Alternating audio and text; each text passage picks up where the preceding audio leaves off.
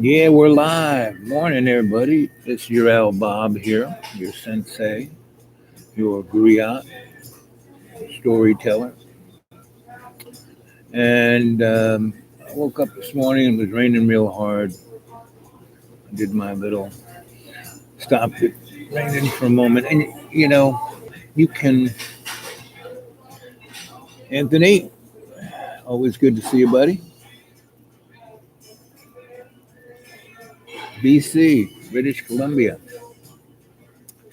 Anyway, so, the old clone showed me how to not so much stop the rain or change the weather or do any of that, but just get it so it doesn't rain on you for a moment, you know?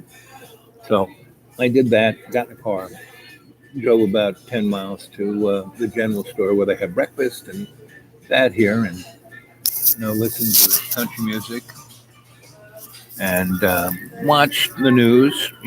Yesterday was a really amazing day. Stock market, we're having this little Twitter war with China, which is like destroying our economy and the world economy. And I remember when Donald Trump was elected, and so I, worked in the corporate scene before I died in a plate of spaghetti. I had a lot of um, um, political contacts, and I had some friends who were somewhat politically connected. And I remember, when Donald won, and everyone was like, "Oh my God, I can't believe that." This one guy said, "Well, this is going to cause a pucker factor." And everyone said, "Huh?" Said this, gathering. They said, "Yeah, pucker your butthole," And he's right.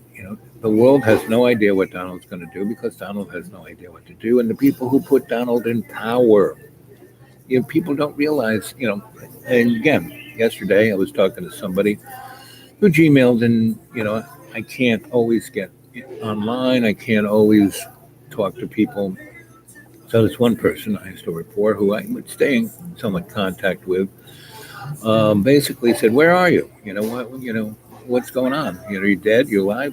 How's your health? Blah blah blah." So I'm fine. And I said, "So how's your business?" Because I would do these studies for them about what's it going to be. And my studies were more esoteric than the economists do, and they were way longer. Most economists look at quarter to quarter. I would look at 20 years, right? Anyway, so I hadn't talked to this guy for a long time since I did something for him, and he said, the last thing you did for us helped us in the near term, but you pushed us out for 20 years and what was going to go on. He goes, I've known you for a long time, knowing that what you say is like, I'll have to think about that. But half the time, I would go, eh. Anyway, so he said, most of the things that you've written for us and you would look at the long term, we never really looked at.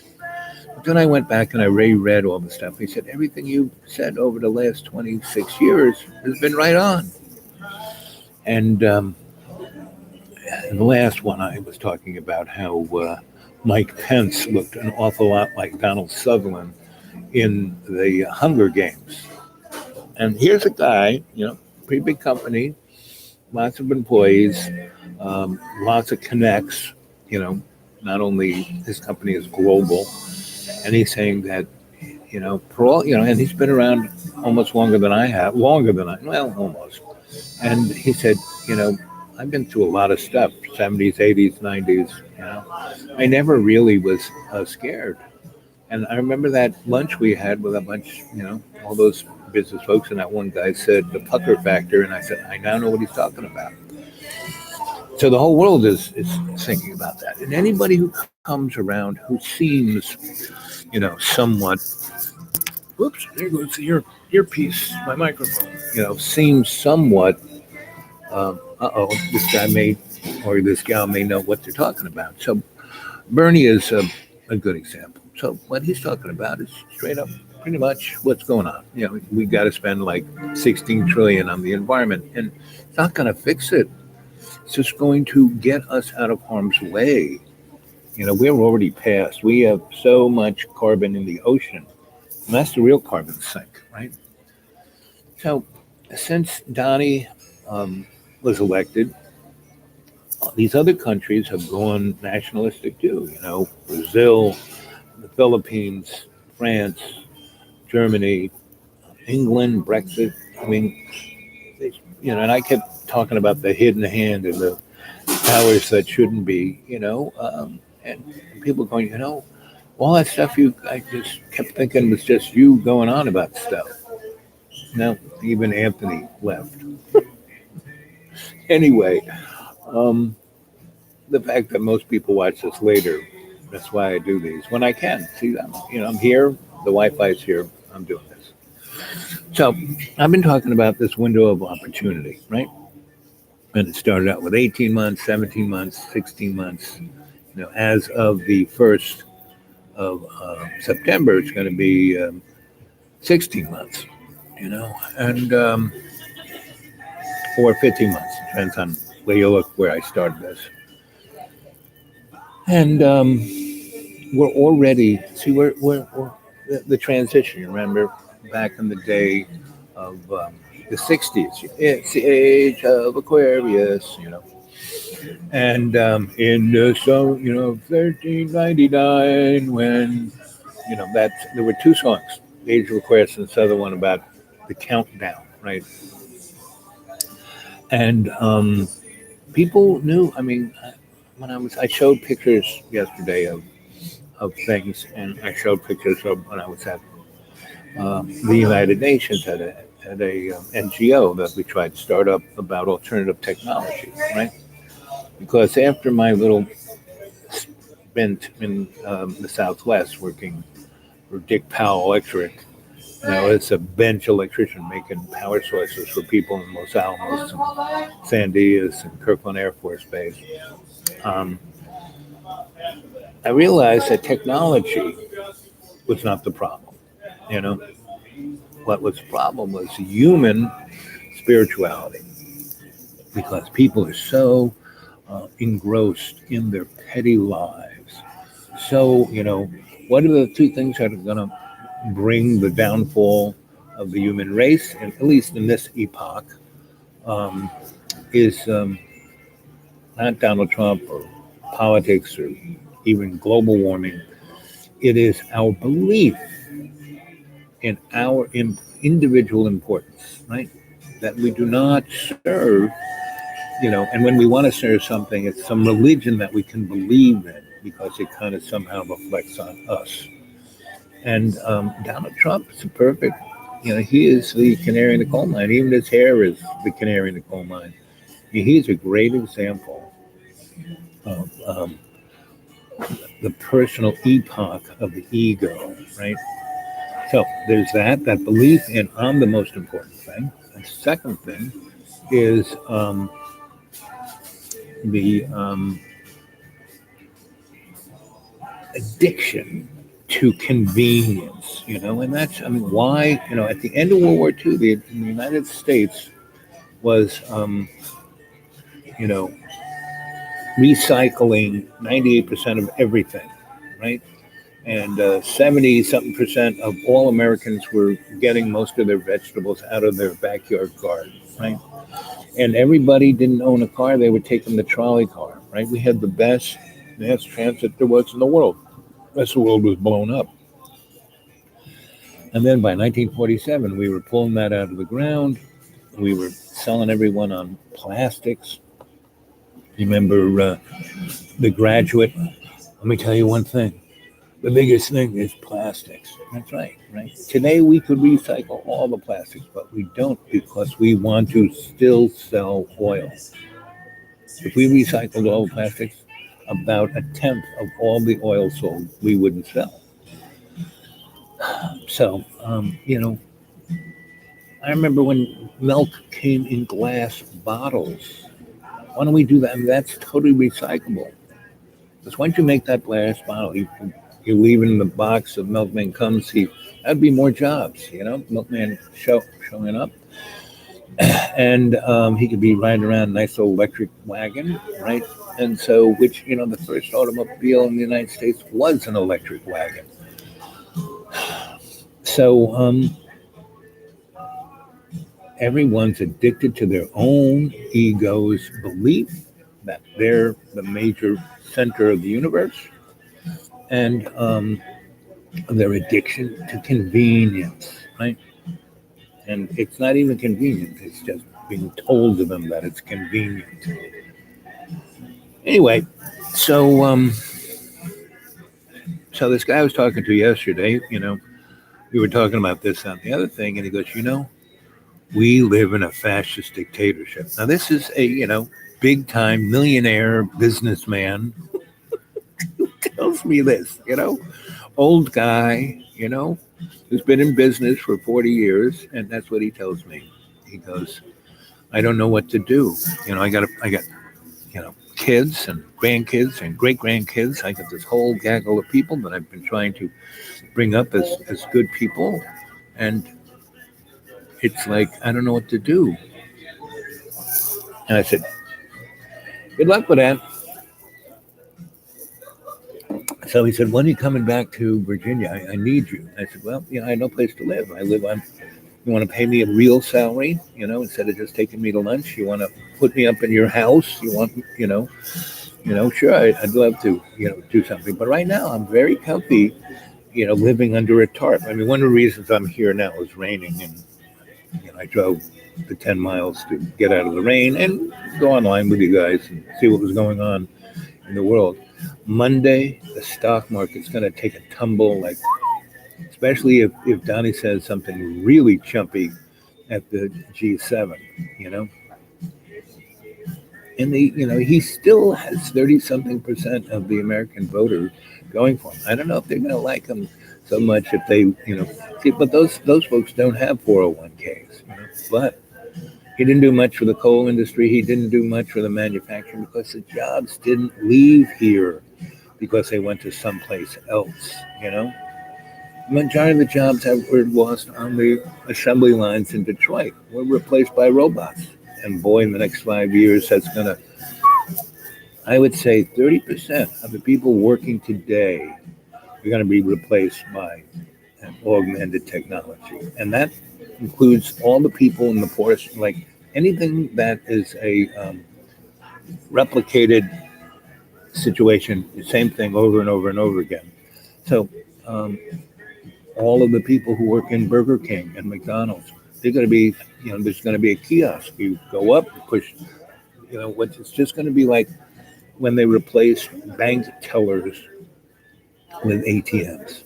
All fast food is going to be replaced by an ATM, And the other thing that is very replaceable is medicine. So all those guys who went to medical school and became, a big time doctor, it's going to be just like Star Wars, you don't see no humans taking care of people in Star Wars. It's all these robots that look like they are made from a broom and a microphone, So that's the world we're heading for, And Lucas understood this, and that's why he put it in there. And, Steven Spielberg, I mean, these guys were picked to be our griots, to tell us the stories of, hey, kids, this is what the world's going to look like. The empire is here.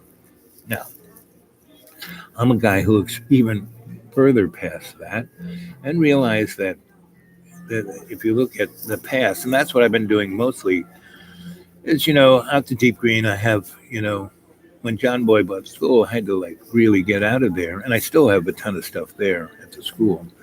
But I had to take, and I was not given any thought. I just had to throw things into boxes and get the heck out of there. So, and I had no real place to put them in the deep green, except, I got a bunch of pallets and got tarps and, put all the stuff in plastic bags and then in boxes and then wrap the boxes in plastic bags and then wrap the tarps around them. And I would say 98% of everything has survived pretty good. Um, the raccoons still rip open the boxes to see what's in there. So I've lost about 4 or 5%, give or take.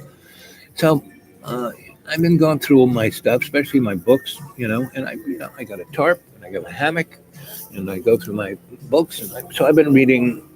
Uh, I came on this one box of a good deal of my, um,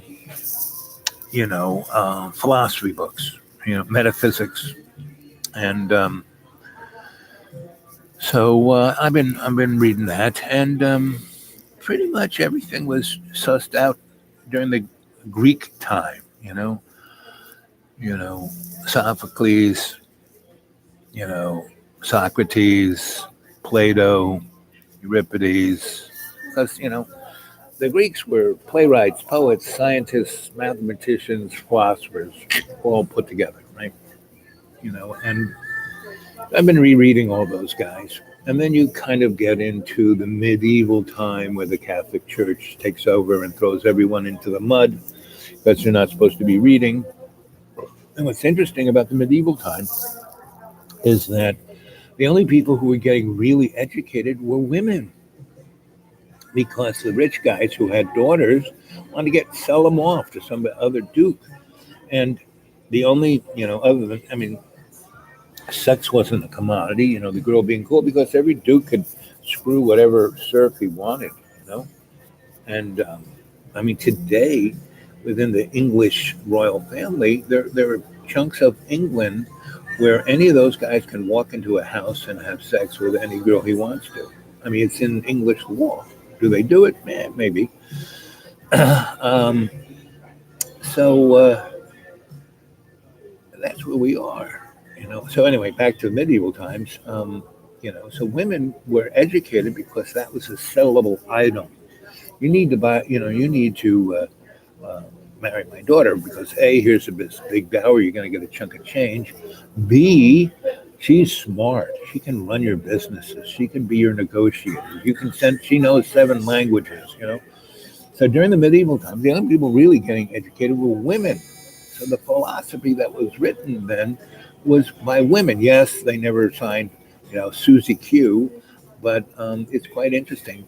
But you can tell by the syntax of where they were coming from.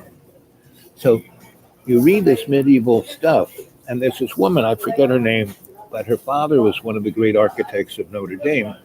And so she studied architecture, but she was really interested in phenomenology and metaphysics and philosophy and theology, and how they all kind of went together.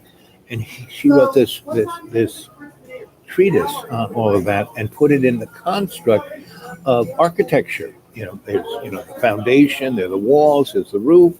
You know, and I forget Marie. She was French, but you read her writings, and she put her name on it. And the great cathedrals were the beginning of the Enlightenment, because to build those gigantic halls, everyone had to know something about math and reading, meaning so the general public were starting to be educated, right? So I've been reading all of this stuff, so you can see these trends that are secular, right? And as things get to this crossover point, and that's where we are right now, because we're leaving the Piscean age, getting what you want through violence, into the Aquarian age, getting what you need through understanding, right? So, you know, Sunray, good to see you, bud. So there you are. We're in this really, turbulent thing, and as you go from one current into another current through another current, you basically things speed up, right? It took 900 years to get through the medieval times, but we're getting through this thing in like less than 50 years. And whenever we could have, and the thing that's really upsetting is back in the 1600s, they knew this was coming. All through these writings that I'm reading, they're talking about this transition period about now. And the most vivid one was the one in the 1890s, where they really said, oh, because they had their time thing off, they said that the crash was going to happen, in 29. Well, the crash did happen in 29, which was economic, right? But they were talking about an environmental species crash, you name it, um, which is what they're kind of talking about now. And because of certain advents like nitrates, this guy learned how to get nitrogen out of the air. Bingo, we have the modern farming revolution, fertilizer, right? So that kept us going. So now there's technology. The reason why the guy who did Gene Roddenberry did Star Trek was that he was privy to that we were already out there.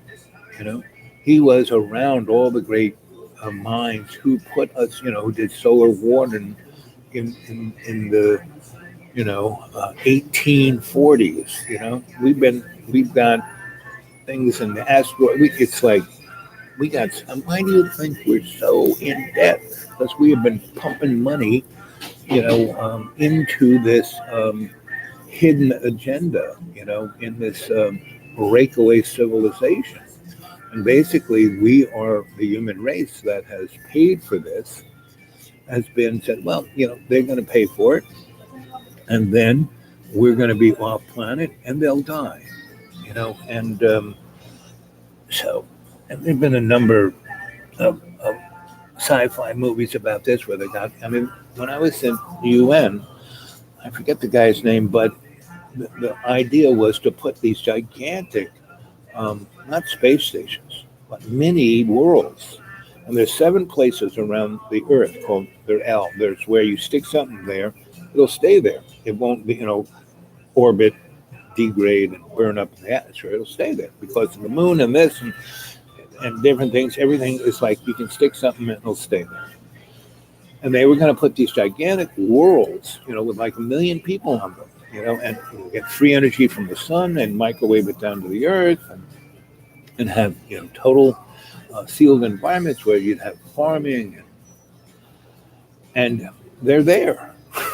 We paid for them, right? And, go look up L7, right? Go look up Alternative 3, right? Those 2 books would, and they're like, all coming from, things like the Rand Corporation and Ford Foundation and Rockefeller Foundation and the Council on Foreign Relations and the Trilateral Committee and the Club of Rome, the Builders Group, These are all things that are going on, that have been going on since like, the 1740s. Go look up the mud flood. Go look up the Gilded Age. So, that's where it's at, kids. And we're right at this crossroads. Now, I keep talking about a window of opportunity because whenever this kind of crossover happens, there's a thing where you can just throw a pebble. Now, Donald Trump is throwing dumpster trucks of sand into the gears of what's going on. I mean, he does all this crazy stuff through Twitter. That's nothing compared to what's going on that no one's even talking about. MSNBC is going on about his Twitters, and CNN is going on about this. It's not even close about what's really going on. And it's going to affect everyone. Now, I'm a guy who's living on $481 a month because I live in a state that didn't go along with Medicare, so they take about $200 from my Social Security to pay for, medical insurance that really is useless. It's a scam. And I've lived in countries that had central, where you didn't pay for them. You just went in, they took care of you.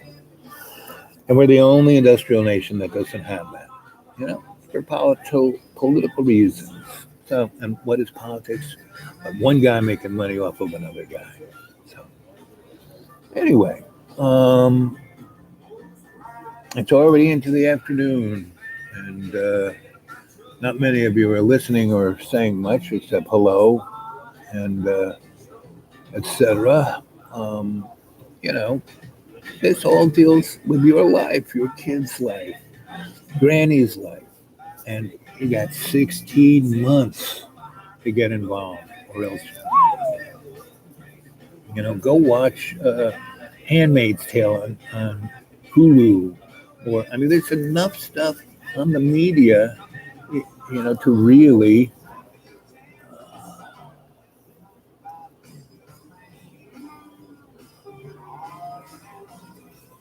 well, John's mental health, again, keep calling him the canary in the coal mine, is directly proportional to the mental health of what's going on in our culture, our society. Right?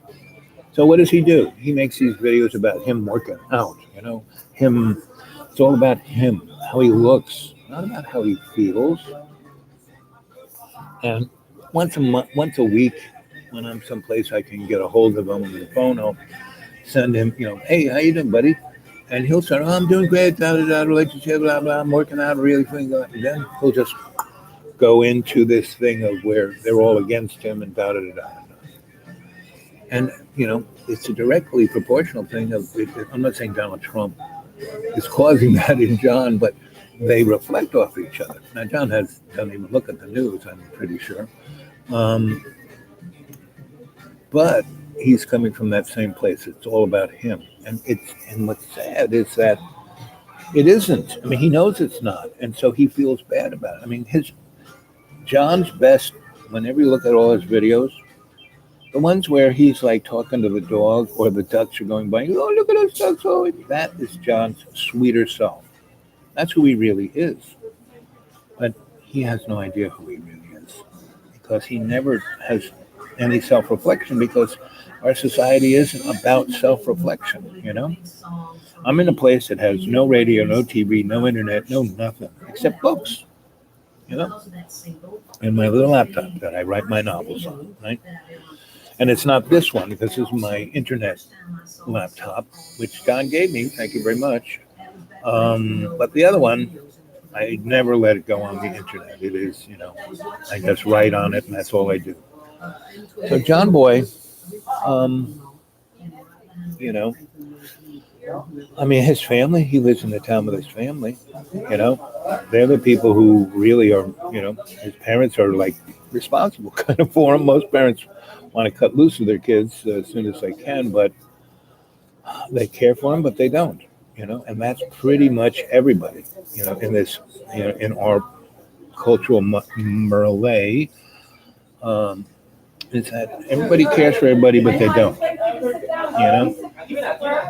they're controlled by this motif of it's all about them and their convenience, and they've been programmed into it, from birth. You go look at a guy, Jordan Maxwell, and he will go on about the legal side of it. Catherine Austin Fitz, who's an economist, she'll tell you exactly where the money went. Um, so there's, Joseph P. Farrell will give you the history of it. David Icke comes from a spiritual point of view of reference, and these are right there. They're the guys talking about it. They have a big following. Me, I'm just your old broken down. I'm an itinerant scholar. I live in a very not comfy now. It's not comfortable where I live, but it's nice. Now it's going to get a little tough when winter comes because it's hard to live out in the forest, in a sleeping bag and a hammock and a tarp. But I'll do it. I've done it before. It's not something and there's a certain freedom and beauty of having nothing. Yeah, about the 35th time. And it'd be one thing if he would say, I'm getting tired of you being here. You need to leave. Okay, John, I'll go in a day or two. Okay, but he can't deal with anything until it breaks and he loses it and he screams and yells and jumps up and down. He's like this, get out, get out, get out, And we got 15 minutes to get out of someplace. It's, and again, that's one of those things that, yeah, it's difficult, but it's also this amazing grace because you basically, instead of arguing or trying to do something, no, you just have to accept, move on, go forward, and realize that love's co-creation is putting you in a situation, and if you just move forward with faith in love's co-creation, everything will work out fine. And that's what I have. I have faith, and I don't believe in anything, right? And I constantly tell you guys, don't believe in anything I say. Go check it out. And I constantly give you people to go read. You know, Tazi Gabbard, who is running for president, only person who's talking logically about anything is not coming from a jingoistic point of view. It's coming from her experience and her here movement to want to serve, right?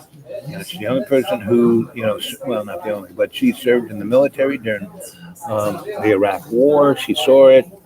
She's all about not getting involved, really not getting involved in, the military, pulling back the military industrial complex, not giving it $600 billion. I mean, how can Russia be our threat? They only spent 70 billion on their defense. We spent 700 billion on our defense. Russia's GDP is smaller than California's. Any place that's GDP is smaller than California's is not a threat. Same with China. They don't spend a tenth, not a hundredth of what we do on the military. We have 900 bases all over the planet. They have 2 little islands out there in the South China Sea. So, and you look at every like Al Qaeda, ISIS, entities of the military-industrial complex created those entities. Taliban came from the Mujahideen, that we started to fight Russia. Who all came from Saudi Arabia, and Saudi Arabia is the only country that's named after a family. I mean, all this stuff's right in front of us. So do we read? Do we think? Do we do any of that? No. We just believe in something we're told on some jingoistic TV or radio program. We listen to Blowhard Bob and Loser Larry and oh yeah, that's right. Yeah, there. And when I say that, those are the college educated people talk like that. Country people don't talk like that. I'm amongst country folk. Well, I don't talk that much. And the conversation I'm having with you right now, I can have with these guys. And they kind of go, not like you're Eastern liberal. No. They go, because I've been here 20 years. So, anyway. So.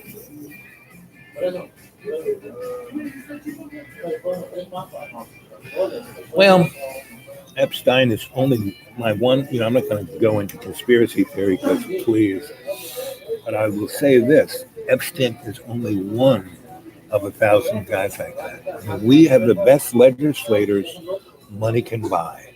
Mr. Koch's money bought our whole political system.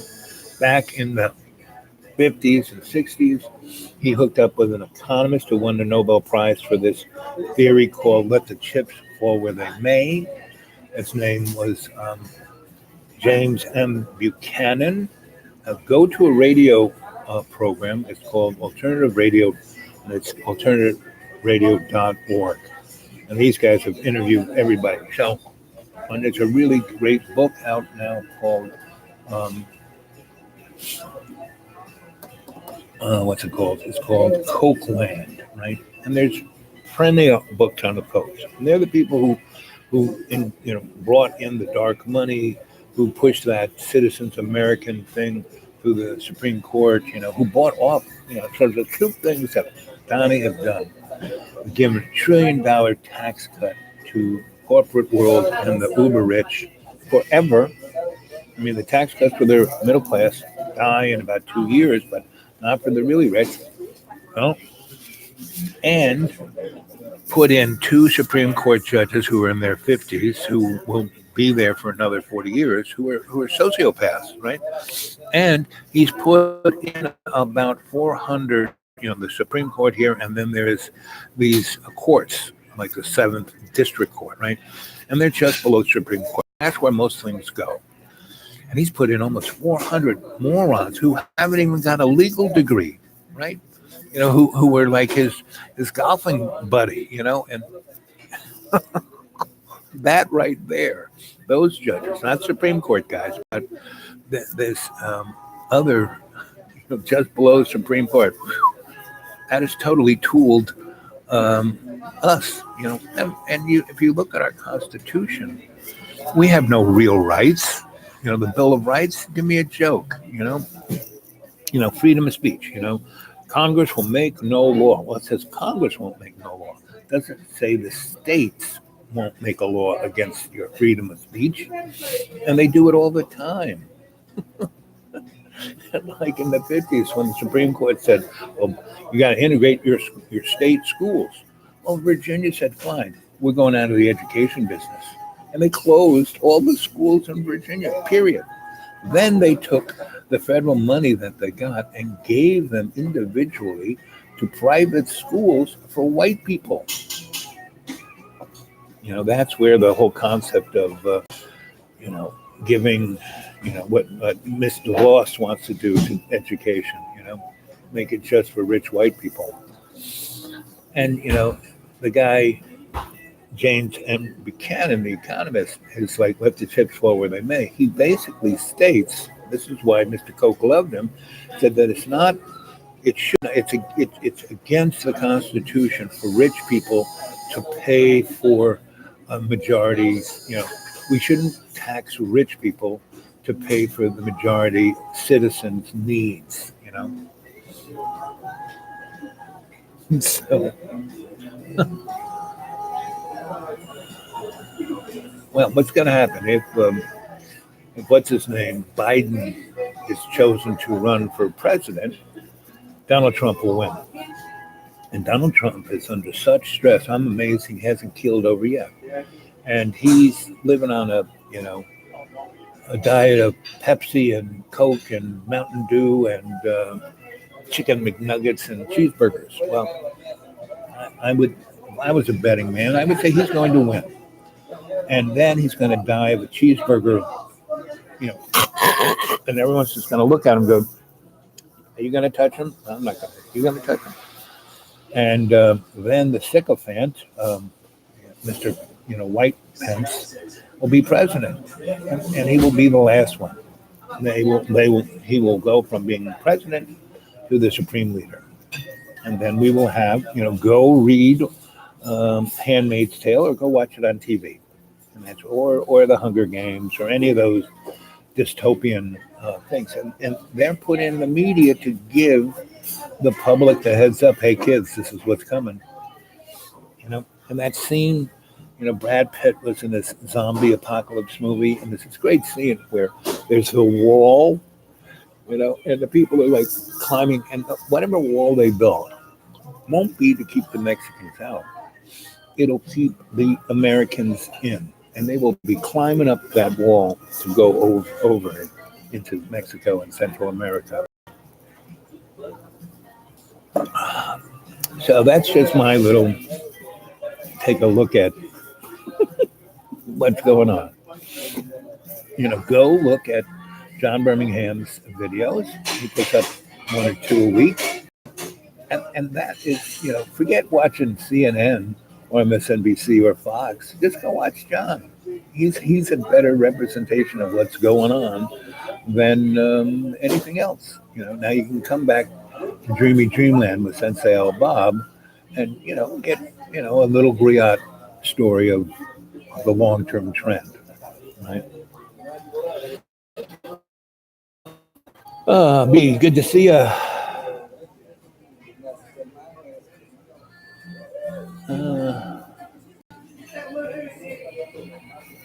So the guy the pedophile guy who died in jail. There's so many reasons. I mean, he should, that prison. I mean, he should. It's not a place you're supposed to die, right? And he had tried to kill himself allegedly, and so he had been on suicide watch. And then after you come up with suicide watch, you're still on suicide watch. You're supposed to be put into. See, my connection is dropping out here. When you're on suicide watch, you're supposed to be put in a cell with a buddy, a cellmate. He wasn't.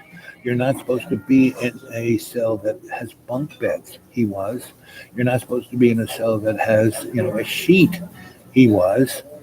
And so he had all of 4 feet to tie a sheet up there and put it around his neck. And basically what happens, you just kind of lean into it, it cuts off your windpipe, you go unconscious, then your body becomes really heavy. And then over a 5-minute period, it stops your blood, and then you're dead. Well, he broke a whole bunch of vertebrae in his neck. Especially up here, which are hard to break unless somebody hits you with a chop or a 2x4 baseball bat, and or other. Anyway, so there's so many mitigating. Like he's only one because, like I said, our legislatures are the best money can buy. But once you get in, they then invite you to a party, and you go to these parties, and they slip something in your drink, and then you end up in a room with an animal or a kid or whatever, and they're taking a movie of it, and then they show you the film, and you're like, oh my god, and then you're done. Why do you think those guys in the Senate are such?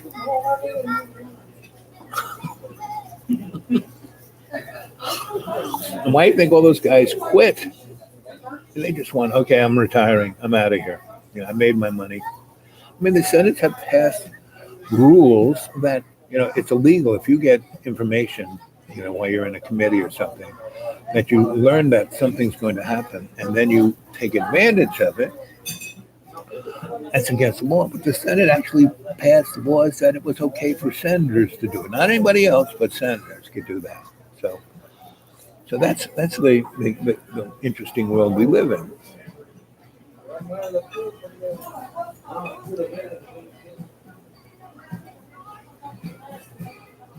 And all of the gang, you got to realize that all of this stuff is orchestrated.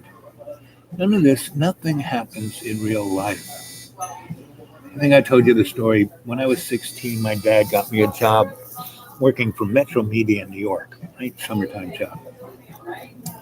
And, I went in because he was thinking Al needs a career. And he's so creative, this will probably be good for him. So I went in there. And I was, electrical in mind, in electronics. I was into ham radios. Anyway, so I went and worked. The guy who was the head engineer of Metro Media's Channel 5 in New York City. Right? And this guy was Mr. Microwave. During World War II, he was a radar boy. And Mr. was the first people to realize you could send a discrete signal over the microwave. And so he was that for CBS. So he was sent to Dallas to set up a microwave link, because most news in the 50s and 60s going on TV was shot on film and then flown back to New York and then put on TV. So they wanted what was going to go on in Dallas live for some reason. So he was sent there down a month to put up the link, run the wires, get everything ready. Well, AFK is supposed to be making a speech in the convention hall. So he goes, so I'm going to be setting everything up in the convention hall. And they said, no, you're going to be setting everything up in the police department, in their basement. What? Why? He was, don't ask why, just do it. He was in the military. He says, okay. He goes there. And he goes, what am I supposed to shoot? And how am I supposed to set my cameras? And they said, we will send you that information. So about a day before Kenny gets shot, they give him the placement of the cameras, right? So he does this, and they tell him to paint these pipes the color. He does that. He goes, so then what am I supposed to do? They said, you'll get instructions. So Kenny gets shot. Oswald gets taken to the police department. About 6 hours before he gets transported from the police department to somebody else, um, he is given his shot, his whole storyboard, and it's you know they come through the door, start your stopwatch, at 3 seconds, yellow pipe, at 10 seconds, orange pipe. Now in black and white, you couldn't tell these colors, but you could tell the camera guys knew it, the director knew it, and so he wasn't calling the shots. He was just, stopwatch and yellow, red, green, you know, and he caught everything just in the right time.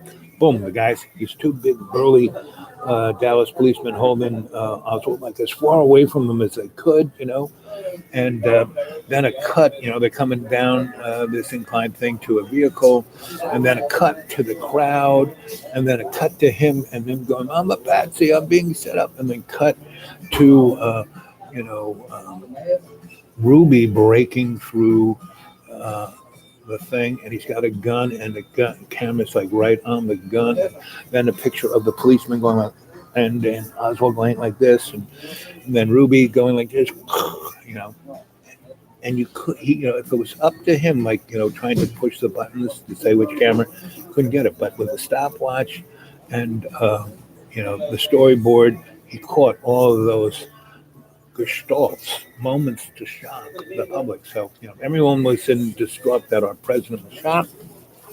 But here on TV, without no loss, no funds. 2 days later, the guy who did it got his, and then we could go on with our lives and get down to business of making money and going to war. Everything is like that. There is nothing that is not scripted.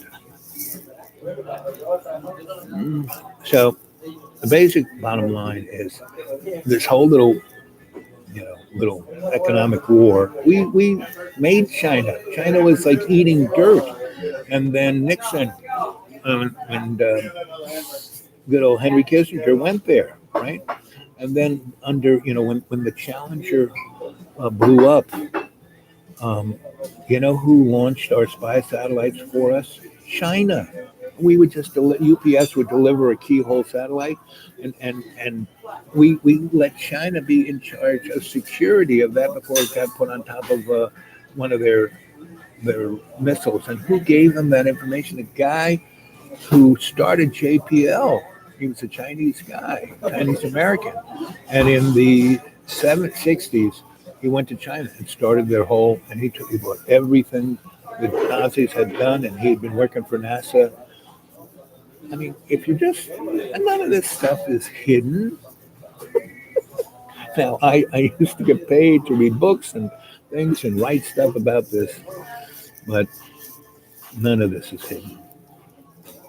And that's why I'm your Sensei Al Bob, your griot. I'll tell you these stories, And again, don't believe anything I say. Go check it out for yourself, So, what is going to go on? I'll tell you what's going to go on is that they're going to go tit for tat to a certain point, and then the U.S. dollar is the petrodollar. Our whole the world economy is based on the petrodollar. Well, who owns most of the treasury notes on the planet? China does, because for 30 years they've been selling us stuff for nothing. Donnie goes on, oh, they've been cheating, stealing. No, they've been giving us stuff for free for 30 years because we pay them in treasury notes. Well, they're going to ask to, okay, we want the gold. This is a treasury note backed allegedly by gold, so give us the gold. Okay, so by turning it in now, we'll lose half its value. Well, what's the sense of losing? There's no problem with losing half the value when that piece of paper isn't worth the paper it's written on. And that's what they're going to do. That's what we're going to, in this, again, 16-month window, sometime before the election or after the election, just after, China's going to ask for all the money back. And forget, it's like in the hundreds of trillions of dollars. And that'll be the end of the United States. You think Germany had it bad after the Versailles America's, ooh, you guys. So that's why I'm living out here and, eating bark and berries. I'm training myself. This is like training. Da, I'm like Rocky going up the steps. Da, da, da, da, da, da, da. And I keep inviting you guys out here to like get into training. But hey, you know, I am your sensei Alba. I love you dearly, and so that's why I go and tell you these stories for you to go do your homework. Oh, Bob Lazar, I know Bob pretty good up there in Area 51. And, so I used to be part of this thing called the U.S. Psychotronic Society, which was before there was the UFO clubs and any of that stuff. We were part of the Theosophical Society, part of this society. So we were this mixture of esoteric occult and physics, right? And we would have these, people would come in and lecture to us, and I would meet all these guys, like Bill, the guy who was, who wrote Behold the Horseman, Bill, whatever his name is. Very nice guy. And the police shot him on his own front lawn. And so Bob Lazar showed up and gave a lecture. And, like 15 people were there. So it was pretty easy to sit down and talk to him. And, my crew were the guys who were part of the Montauk Project. Al Bielek, his brother Duncan, and what's his name? Big guy.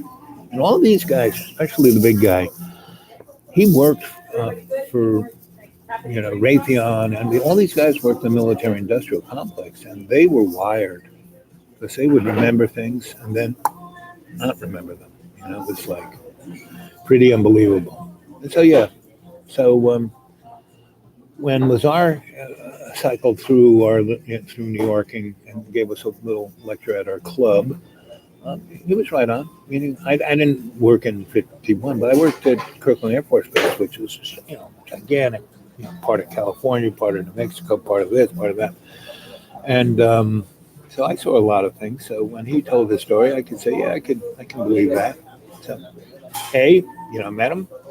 B, and then I met him again at MIT, and there was this big conference on cold fusion, and he kind of cruised in it, and there were people at MIT who kind of knew him. So, hey Bob, how you doing? So, and that's where the head physicist of the physics department at MIT, they were having this. It was like a high school science fair. All these universities had their little cold fusion. This early '80s. And the guy came in and said, okay, everybody who works here at MIT, if you're not out of here in 5 minutes, you're fired. And anybody else who's here after 10 minutes, I'm calling your bosses and having you fired. Cold fusion's a hoax. Anybody, the Chinese were there, the Japanese were there, everybody was there with their checkbooks. And they said, forget it, this doesn't work. These aren't the droids you're looking for. And he closed just so. And I saw Bob Lazar in a couple of places. Yeah, I'm talking about the Montauk Project. Yes, that place. I went to that site. I was part of those guys because I had 2 windows of getting into the Montauk Party. I knew all of these guys. They were part of this little sci-fi club I was part of. Preston Nichols, that's the guy's name, the big guy. And he had a collection of old radios that was, I, as a kid, used to go down where the World Trade Centers were built. There was a place called Radio Row. And it was just a few blocks from where Tesla had his laboratory. And a lot of the stuff that he had would cycle through there. So during the 60s and 70s, I started really, when I was really becoming a Tesla file, combing through anything that was scalar, And so Preston had a really big collection. So we were, making some interesting little toys. And one of the most interesting things, we made a scalar audio amplifier. So when you put, especially a record, a wax record. You put that on a good turntable, ran it through this amplifier, and put it through regular speakers. You could feel the emotions of the musicians. So, yeah. And so the other side of the coin, I was trying to stop the Shoreham nuclear power plant because I worked on nuclear power plants, and I worked for guys like Babs and Wilcox and all the guys who, Brown and Byrne, all the guys who built nuclear power plants, who were guys from the Navy, who was like a religion. They did it right. But the Shoreham power plant was being built by the mob who, couldn't even screw in a light bulb. And yesterday's show, I showed a few shots of it, and it took us 6 years of staying involved to stop the Shoreham power plant, and then it took an act of God to step in and stop it, right? Because every time we would win in court, Ronald Reagan would sign an executive order to overthrow it, And I was involved because it was a constitutional issue to me, and that's why this thing on the border is a constitutional issue to me. But how I was attacking the Stop Shoreham campaign was to keep the troops happy, entertained, and make it fun. If it wasn't fun, no one's going to do anything. So for 5 years, we made it fun. And the other thing, but the real deal I got into was to get the police involved, to educate the police to understand when that thing blows up, your family is going to be the first to die. Because the plant was almost in the middle of Long Island, Shoreham, Long Island here, near Islip. And then there was a good 90 miles out to Montauk, where there were about 250,000 people. It was only 6 miles wide. There are only 2 highways. How do you get 250,000 people by a totally burning, exploding nuclear reactor and having nobody die? And because the rest of it is surrounded by water. So I went, into the New York, I had worked for Ralph Nader and went to NYPIRG, and they got me into the records of the New York State Power Authority. And I was looking at the utilization of electricity and realized they didn't need that nuclear power plant. And so I was going around all the little towns and stuff. And I had this thing when I was looking at the utilization of current, what factory, like Grumman Aerospace used a ton of current, and there were other airplane manufacturers out there.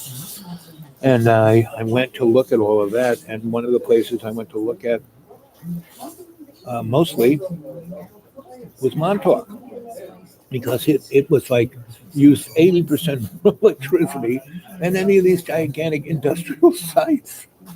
So I went there and I drove up to Montauk. It's a little town. It's a little fishing village, And I went in there and I'm looking around again. I'm looking for the power lines. They aren't done. What the heck is going on? And I said, well, I'm going to have to start someplace. So they didn't have a city hall. What they did have was a sheriff's office, a police guy. So I went in. He was like Andy Griffin, he was sitting there with Opie and Barney. And I said, hey, how you doing? And he goes, hey, how you doing? And I said, I'm from Shoreham. And he said, yeah, I've heard from the other police. You're the guy who's trying to give us a 411 when the thing blows up. What's going to happen? I said, yep. And so he was like, hey, makes sense to me. So what do you want? And I said, well, I rolled out in front of him all these graphs of power consumption, over a 6-year period. And I said, can you tell me, if you look at the dates of when these power consumptions are, did anything happen? And he said, oh, yeah, because I've only been here 10 years, but that 6 years I was here. And he goes, this is a tight-knit little town. There's no crime. There's no nothing. But that's pretty amazing, because every point that is on this graph of us using a lot of electricity, he goes, I have no idea where you could use that kind of electricity, because we have no power lines, we have no factories, but every one is a murder that happened in Montauk, meaning it affected. And he said, these people just went off the hook. There was no real reason for what, and they did it, not with a gun, but, they beat somebody to death with a can of tomatoes, Anyway, so we both started scratching our heads about this. And I said, so when I drove in on Sunrise Highway, there's a military base over there. What's going on? He said, oh, that's been defunct. And I said, Well, when I went by, it looked pretty flunk to me. I mean, look, the gate was new and things were semi-new, and maybe we should go take a look at that. So we did. We got in this police car. We drove through there, and the lock. He drove. He had like a cow catcher on front of this police car, and he kind of drove it up to the thing, and the gates just popped open. Meaning they weren't. I mean, there was a chain on it, there was a lock on it, but it wasn't really. They just kind of popped open. So we drove in there, and the place looked like World War III. I mean, buildings were turned inside out, things were mangled, and there was the biggest radar horn I'd ever seen. Right, and so we started poking around. We went into a couple of buildings, and we found this one like you drive into kind of tunnel, and there was no lighting, no nothing, and we kind of went in. And all of a sudden, we were surrounded by security people. What are you doing? And he said, "Hey, listen, I'm the sheriff. I'm duly powered to go look at anything." And they said, they took his stuff. They said, "Get out, get back there." And they were on their phone. And they said, "Okay, leave, get out, just don't come back." So I went back to my buddies and Preston and those guys. Said, "Do you guys know about Montauk? There's something really squirrely going on around there." I go, "Oh no," but they really did. Meaning inside of them, they were part of that. Everything that Preston has in the book and how Billy talked about Duncan, all that, really were, because they went without me because I was doing other stuff. They went off and kind of poked their nose into it. And other people who knew who they were kind of, they got a different, like, "Come on, let's go, you should go," instead of kind of the harsh little thing that we got, the police chief and me. And this is back in 84, 85. And then when I saw the guys again, and they said, "Wow, we went out to that place, and something's going on there." And I said, "What's going on there?" They said, "Well, I don't know, but there's something. I keep getting these flashes in my dreams about that, And then about 20 years later, Preston writes his book, right? And Al Bailey starts talking about it, right? And when I still hung out with those guys, that stuff was breaking through. And they were talking, and I was studying to be a shrink, and I had worked at the VA, and I knew about PTSD. They didn't call it back then. And,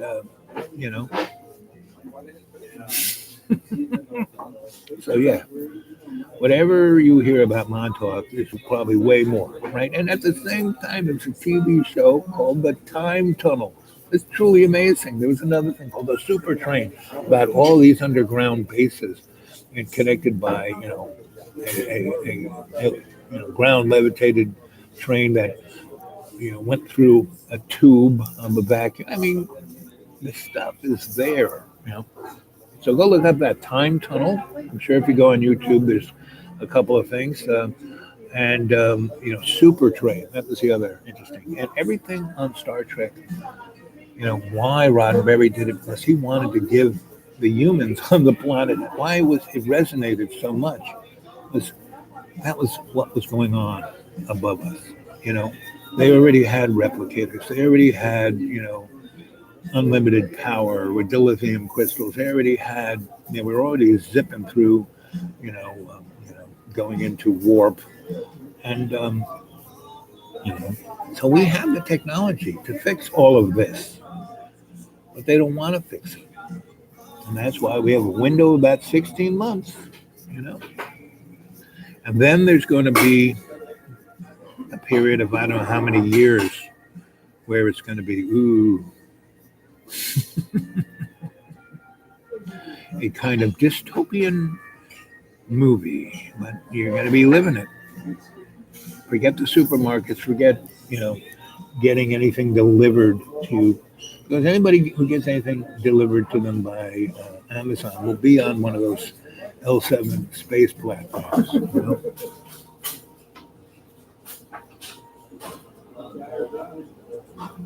Yeah, if you live in near Montauk, go check it out. Go talk to the police. I bet you, this is a long time since 1980. 5. But see, go, and if you were to go over there, it's probably all gone, but just your vibe, you would pick it up, you know?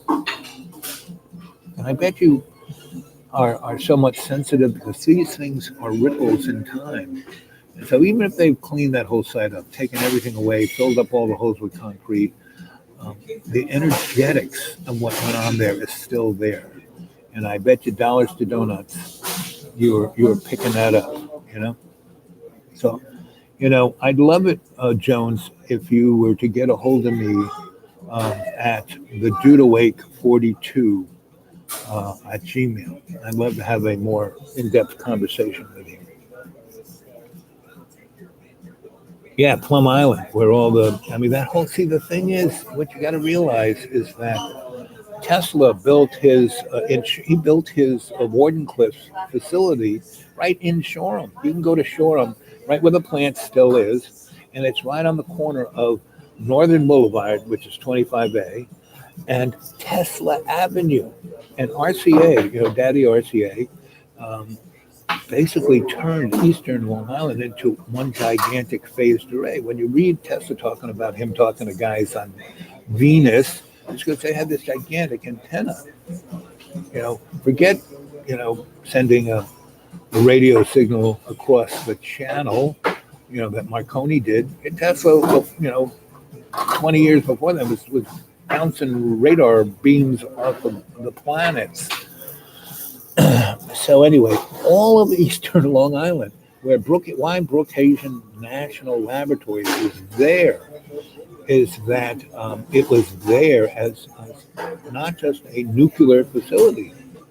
It is the place of exotic technologies. And that's why Grumman was there, and Grumman still has their little I can't pronounce it, temporal um, laboratories there. And Brookhaven has got the squirreliest stuff, and everything from Islip out to Montauk is all underground, all the way out to Palm. You don't have to take a boat to Plum Island. It's all under the water. And some of the nastiest of stuff have been created on that little island. And again, this whole facility there is a hidden hand facility. The powers that shouldn't be are in charge there. You know, and evil, good, evil. It's irrelevant. One man's evil is another man's good. So burning all those books, hey, that's fine. When they melted all of the Dixie Chicks CDs, those chicks, we loved them once, but now they're evil. To call anything good or evil, it's irrelevant to the span of time because the only thing exists, gang, is love's co-creation. That's the only thing that exists. Everything else is irrelevant. Now you have to do everything with the context of serving love's co-creation. Then it'll work out. Everything else, illusion. All this stuff going on is illusion. Now I'm old enough, and I'm like, I don't have anything. It's a freedom of having nothing. That's pretty amazing. Now, I'm in an environment where I'm happy and comfortable. I'll see how that goes when the scene from the zombie apocalypse with Brad Pitt comes. I'm a bit too old to be Brad Pitt's character. Back in my younger days, I could have been him, but I can barely walk, so I couldn't run fast enough to get away from the zombies. Now, I could sit around and try to get them to sit down and meditate. Now, I might do that.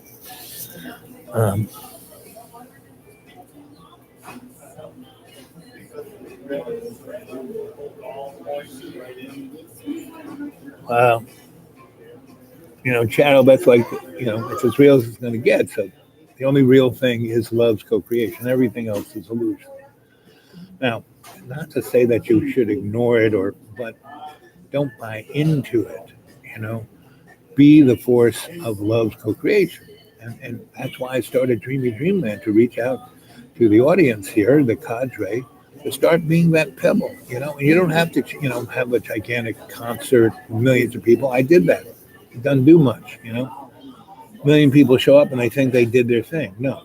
We did this gigantic concert in New York City where we had 500,000 people down in the New York City landfill, which is now the marina in front of what was the World Trade Center.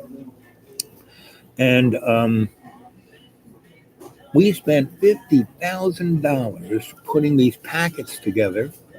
We made 50,000 packets. If you picked up on those packets, took it home, it was the nuts and bolts of how to start your own revolution within the construct of the environmental, social, and spiritual ideal that I was putting forth. The alternative, aesthetic, And the crew said, yeah, that's a good idea. Go ahead. So I started doing it. How much is it going to cost? And money started rolling in, 50 grand. Okay. Anyway, 500,000 people showed up. We had 50,000, we had many, many tables by every gate, handing them to people. 300 were taken. They wouldn't even take them. And I had pretty girls handing them, here, why don't you take them? And handsome guys, handing them, 300 out of 50,000.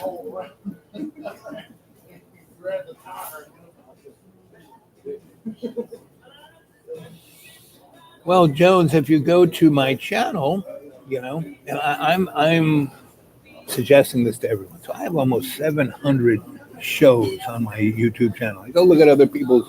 They got 3. They've been doing it since 2006, and they got 3 shows. I've been doing it from May of last year. I got almost 700 shows, right? And people, well, which one should I look at? Well, I put up a name. I don't do any, what you should do is go to Walmart to buy the cheapest dartboard you can find, or go to a, Goodwill, get a cheap dartboard with 3 or 4, well, 3, at least 3 darts, and throw the dart at the dartboard. And the thing about the dartboard, they got numbers on it, right? So whatever number you come up by throwing a dart at it, well, go look at that show. And what's really good about these shows is that the chats, the better shows are ones that have pretty good chats. And so all you got to do is read the chat. That takes you about 3 to 4 minutes. I'll have a 4-hour show up there telling a story or two. And if you read the chat, and you'll see that, oh, he's doing a meditation. So you go back and you see the meditation. So I suggest, Jones, that you experience some of my guided meditations that I've done.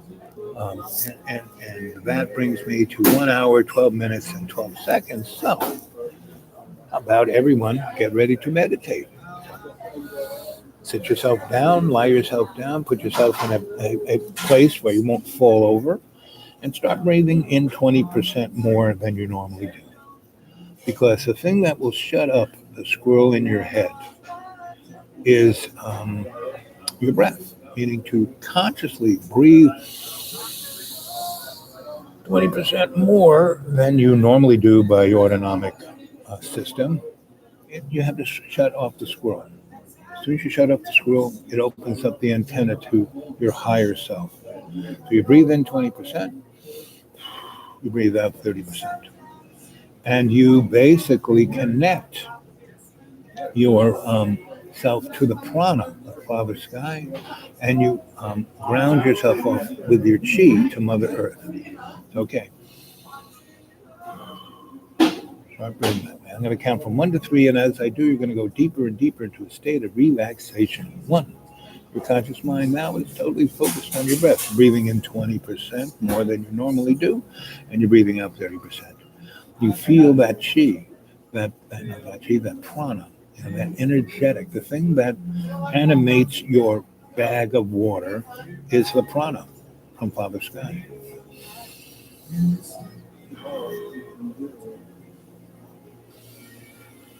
1. Your conscious mind now is totally focused on your breath, and you're going deeper and deeper into a state of conscious relaxation. And as you do, you're breathing in this prana, and it's not, a Luciferian illumination. It is um, light that is not incandescent is photonic. Photonic light does not have shadows, so you can see everything truthfully. Incandescent light has shadows. Right?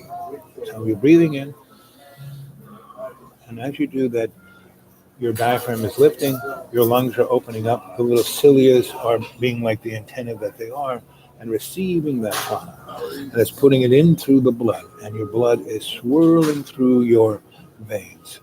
And it's not just swirling clockwise, and inside of that swirl, it's swirling counterclockwise, and certain of that is going 90 degrees parallax to that, thus creating shamanic energy, which is a scalar energy, right? So it's illuminating every cell of your body. So you're seeing every cell. So every cell that is going through mitosis, splitting, you're seeing in that the universal. Every time you see the spaceship going through, you know, the drift between different universes, that's it, right there in mitosis. And around it is a mitochondria, the little lightning bolts, and now they're like really getting energetic with the prana, and you are illuminating yourself in your imaginary mirror. That's right behind your eyelids, where you have dream time, and so you kind of see into your subconscious mind. And you see, it's not a scary place. You see, it's a library of your Akashic record. That is the record of everything your soul has done. Because what happened at the beginning, and in the beginning, everything was dark. Well, everything is dark, through our six senses that we kind of see things through. All we can really see is 0.06% of the whole universe. So how can we know what's going on by just judging it from 0.06% of the whole universe? We can't. It's a belief structure. It's an illusion. So anything good or bad is an illusion. Again, go to my xratted.blogspot, and you will read a lot of my writing on this, right? And you will be, boy, this guy can't spell. Look at the way he uses grammar. I do it on purpose. What is spelling? It's a spell. I try and break the spell. So you're going into your Akashic record, and you lean into it, right? You go in there. It's a big library, right? Big fireplace, blue flame. That's the eternal flame. All these stones. No, those are big books. Front there's these nice little lounge chairs, and then behind that is this table, and behind that is a nice, comfy reading chair. Above you is a photonic light, no shadows. To your left, librarian. To the left of your librarian is your animal totem. To the left of your animal totem is your guardian angel. Now, what are those? Librarian brings you the information. Animal totem tells you a story that will give you enlightenment about what you're reading. You may not understand what you're getting from that book. Animal totem will help you. Guardian angel always has your back. You might read something that might really, change your worldview, scare you.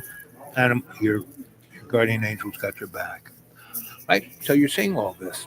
So I want you to lean into, put your left hand on the left page, open up the book, put your left hand on the left page, right hand on the right page, and you lean in and you evacuate. You take every bit of anger, fear, hate, self-loathing out of you, and you put it into your Akashic record. Close it. Boom. Open it up. Now it's in on that, and now you see it on a big screen. On the screen is 28 little screens. You can say, "Oh, look at that. That shouldn't have bothered me." Oh, and you look at one. Oh, that's why I felt. Oh, look what was. That's what your Akashic record's all about, and you can see everything that you ever happened. And because the universe, we do not live in a linear world. We experience it in this illusion, but the Alpha and the Omega. That means universe, Big Bang. That was the beginning of the end of everything. I'm like that. And we are experience it linearly. Yes, it's 16 billion years, but no, like that. So in your Akashic record, you can see everything in the past, everything, the Alpha and the Omega of your soul.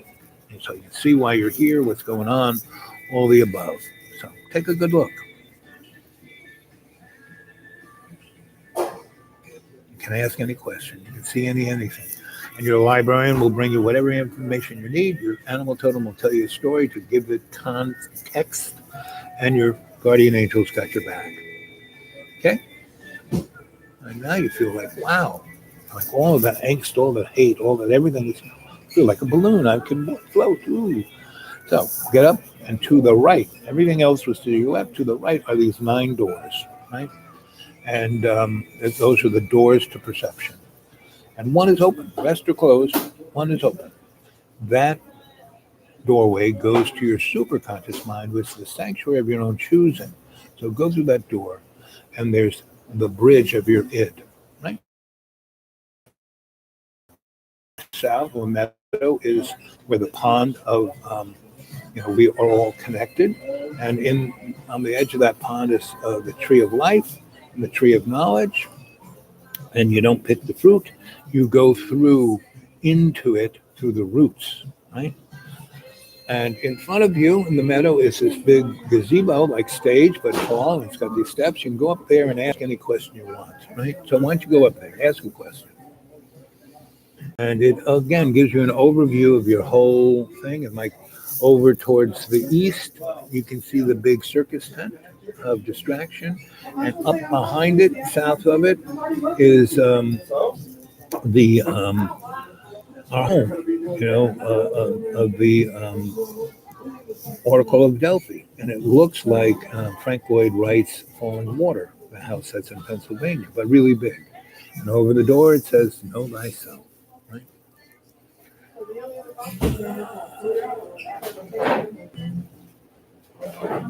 Yep, beginning of time is also the end of time. So I want you guys to go peruse. Oh, you're up there in the gazebo, so you're looking out, and there's no one in front of you. So close your eyes, think of a question, turn around, and there'll be somebody in front of you. So 180, bingo, there's somebody there. You ask them the question, they'll give you the answer. It could be somebody you know, somebody you don't know, somebody who's famous, not too famous, but they will have the answer. So you need an answer to anything, go to the gazebo. Again, anyone wants more specific information about any of this, give me, drop me a thing at my Gmail, the dude awake at 42 at Gmail, the dude awake 42 at Gmail. And if you live in America, like Jones, give me your phone number. I give you a buzz. We can talk. I can't talk to anybody out. My phone doesn't want to talk outside of America. So anyway, what I want you to do is take it all in. I'm going to be quiet for a minute. And in that minute, you will experience a whole week of checking everything out, right? Because time doesn't exist.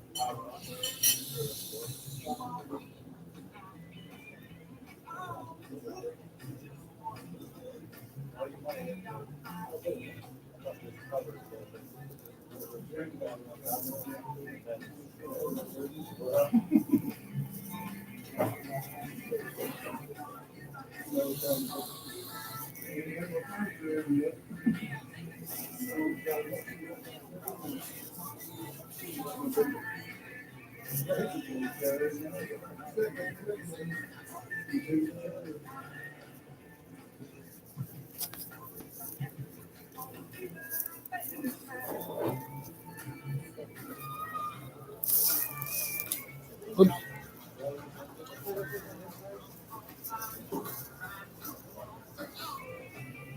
Okay, there we go. 1 minute. So that was 1 minute here and 1 week there.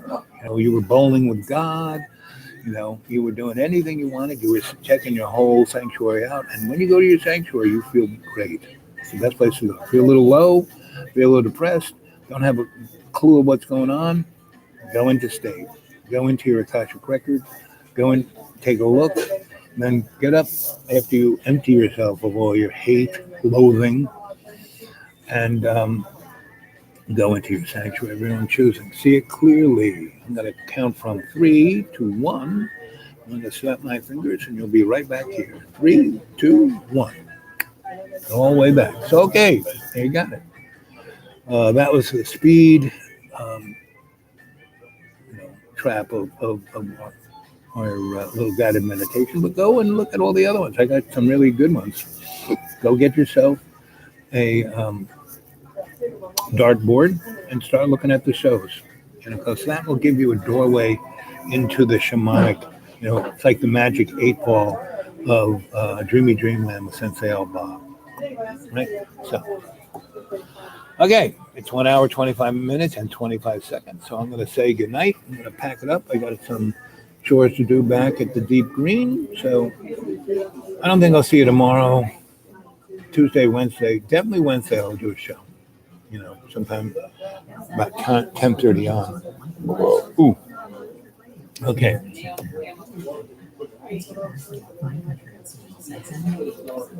Boo, boo, boo, boo, boo.